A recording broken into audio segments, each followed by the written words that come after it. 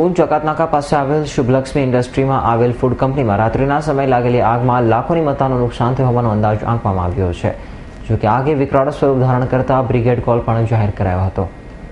ઊંચ જકાતનાકા પાસે આવેલ શુભલક્ષ્મી ઇન્ડસ્ટ્રીઝમાં સોહિલ વિરાણી અને સાબિર વિરાણી બે ભાઈઓ SA ફૂડ અને SV ફૂડ નામે વેફર સહિતના ફૂડની ફેક્ટરી ધરાવે છે અને રાત્રિના સમયે બંધ રહેલી ફેક્ટરીમાં અચાનક આગ લાગતા સ્થાનિકોમાં ફફડાટ વ્યાપી ગયો હતો અને આ બનાવ અંગે ફાયરને જાણ કરાતા તાત્કાલિક ફાયરની ટીમ સ્થળ ઉપર દોડી ગઈ અને આગ ઉપર પાણીનો મારો કર્યો. જોકે ફેક્ટરીમાં ખાવા પીવાની વસ્તુ હોય આગે વિકરાળ સ્વરૂપ ધારણ કરતા બ્રિગેડ કોલ જાહેર કરવામાં આવ્યો. ત્યારબાદ આગ ઉપર ભારે પાણીનો મારો કરીને કાબુ મેળવાયો હતો. આ ફેક્ટરી ઊન વિસ્તારમાં આવેલી છે અને અમને કોલ મળ્યો હતો.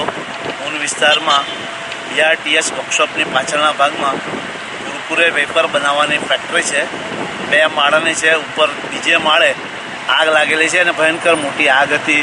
એમાં ડીઝલ 200 લીટર ડીઝલ રાખેલું છે અને આશરે 200થી ઉપર તેલના ડબ્બા રાખેલા છે. આગ ભીષણ આગ હતી. અમારા અધિકારી આવી અને મોટી આગ જાહેર કરેલી. ત્યાર પછી બીજી ગાડીઓ અમે મંગાવેલી છે.